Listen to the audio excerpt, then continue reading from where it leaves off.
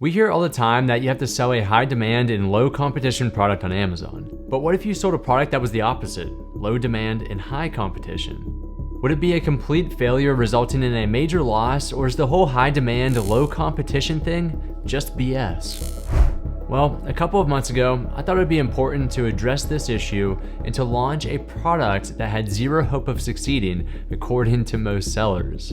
In this video, we'll be covering the entire process of launching this Amazon product, if I was even able to make a sale, and figuring out if the niche's demand and competition really affect the final results.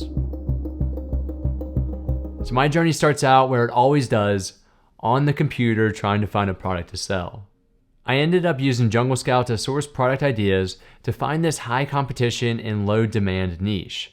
After a couple of hours of sorting through odd ideas like snoring tape and honestly some niches that I shouldn't even expose, I came across the perfect one. The niche was a golf head cover, or a protective cover that goes over your golf clubs. Now, I am partial to sports and outdoors equipment because that's what my business primarily focuses on, so I decided this product would probably be the best because it would at least give me a shot of a category that I at least understand and give me the best shot of succeeding. Now, this niche was an Amazon seller's worst nightmare. I'm talking 326 average monthly units sold for this entire niche. Customers were only typing in this keyword 200 times a month. The competition was very high, and a niche score of a 4 out of 10. Now, that's not even the worst part. The worst part is that the search volume has been trending downward for over 2 years, suggesting less and less people are looking for this product. Yeah, so this was a low demand and high competition product for sure, and I was really going to have to do something extraordinary in order to succeed. So next came actually finding this product now that I have the idea of what to sell, and use Alibaba to source that product. I plan to practice private labeling for this product, where I take a generic product from my supplier, customize it in some way, and place my own brand on it. It's actually the most common business practice on Amazon.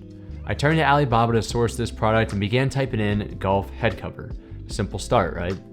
A dozen or so results popped up, and in particular, I was scrolling through and looking for something that looked very unique to this type of niche. From my experience, the best way to succeed in a challenge like this is to differentiate yourself and your product in some shape or fashion. That way you can stand out from your competition. I ended up coming across this product listing with a trendy design and decided to see if they were someone worth reaching out to or not. They weren't verified on Alibaba, meaning they weren't as credible as some other sellers.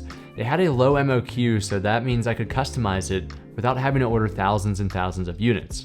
That's a good thing.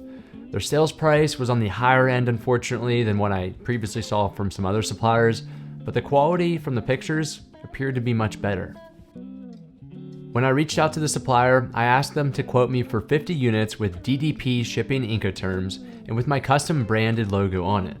DDP is Delivery Duty Paid and is a shipping Incoterm where the supplier will take responsibility to deliver the products from their location the whole way to the final location, such as Amazon. It is more expensive, but it drastically reduces your liability. So let's talk about the design and what I incorporated into it. The logo was something that I made using canva.com, and I made it actually in less than 30 minutes. It was a simple whiskey glass with a golf ball in it, and it was something that I didn't see anywhere on Amazon. So, you don't actually have to be a highly skilled graphic designer in order to customize it. Feel free to use templates or anything that's original to you. After waiting about a day, the supplier responded with some quotes and mock-ups. But what they didn't know is that I was playing a game. See, I told the supplier that I only wanted their MOQ or 50 units, and that's what they quoted me. What they didn't know is that I actually wanted 100 units or more from the start.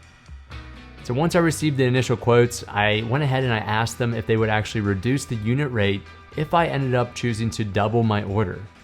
And of course, they did. After negotiating, my total with shipping was $1,049 for 100 units, or $10.49 per unit. That is my cost of goods sold. Now, if I went to the previous example with 50 units, and that's all I requested, my cost of goods sold was going to be closer to $11.30. So the next step was to go ahead and to place this order. And before placing your order, and for your own awareness, it's important to file your trademark application and gain Amazon brand registry approval before placing this order. I was planning on using an existing golf brand of mine, so I was able to actually skip these steps. Now, trademarking isn't difficult, so make sure to follow my tutorial in the cards now to help you out step by step. Just make sure to do this before you place your order. The next step was the fun part, and that was actually creating my Amazon listing while my products were being manufactured and shipped to me. My biggest piece of advice is to do the following when it comes to your listing. 1, use trending keywords in all of your content that you can source from Google Keyword Planner or Jungle Scout. Number 2, take your own photos. Simply send a sample to your house to take them or hire someone. Over 75% of customers order based on the images alone, so it's extremely important. Number 3, use A+ content in your product description and incorporate a video if possible. Lastly, price your listing 10 to 25% below your main competitors to create a competitive advantage. My listing is going to have 0 reviews, and there's no reason why anyone would purchase it unless there's a present incentive, like a cheaper price. Since this video is high level, I'm not going to cover every single part of creating my listing. I've actually already done that in a video. So check the cards out now if you want to watch step by step how I go about creating this listing. After about 2.5 weeks, my products arrived at my doorstep. I inspected the products for any quality defects, tested them out on my own golf clubs, and prepared to ship them to Amazon. Now, I chose to have these products shipped directly to me instead of sending them directly to Amazon because I wanted to take product photos with the actual product, and I also wanted to have a chance to inspect them. I always do this with my first batch of new products, but for future orders, I'll probably just ship directly to Amazon now that I've worked with this supplier before. Now it was time to launch this product and to begin selling it so we can actually answer that question, are we going to be able to sell this or not? I chose to create 2 separate ad groups for this launch, one targeting keywords where customers will find my listing at the top of the search results, and one for product targeting where customers will find my listing on other competitors' listings. I set my daily budget at $7.50, and as soon as I had 5 to 10 units checked in, it went live. I have to say, out of every single product that I sold over the past 5 to 6 years on Amazon, I have never had a product experience sales results like this. The ad campaign produced a total of 7 orders, which brought in $139.72 in revenue. The catch is that I spent $162.29 in ad spend in order to make those sales. That means I spent more money in order to acquire those 7 sales compared to the revenue that was generated. Not good. Now here's where things start to get interesting. Over the past 30 days, I sold a total of 42 units, and 7 of those were from advertising. So that means 35 came organically, where customers found this by searching through Amazon's catalog and decided to buy it.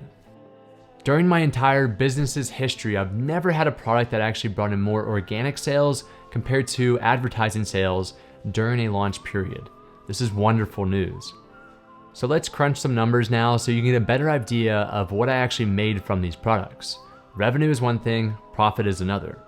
As I mentioned, I sold 42 units and the average price was $19.60. I did adjust my price a little, so that's why it's a little bit below my normal sales price.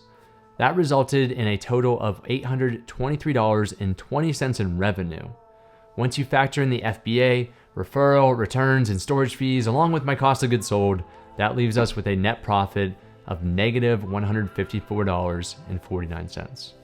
This is as real as it gets, and I'm not surprised by these net profit results. Now, typically for my business, even with a high demand and low competition product, I usually net out or actually have a negative profit by the end of my first batch. The goal of launching a new product is always to focus on obtaining those initial reviews. The more reviews you end up receiving, the higher your search rank and the more organic sales you'll end up receiving in the long run. Fortunately, I still have 58 units to sell, which should bring me up into the green and set myself up for the next batch. For the future of this product, I plan to increase my sales price closer to the average price in this niche to generate more profit per sale. I'll also renegotiate with my supplier to order more units next time and to achieve a lesser unit rate. Finally, I'm going to pause my ad campaign since the majority of my sales were actually organic sales. So it's safe to say this product has not seen the last of its life yet. So let's answer the main question from the beginning. Is it possible to sell a low demand and high competition product and succeed?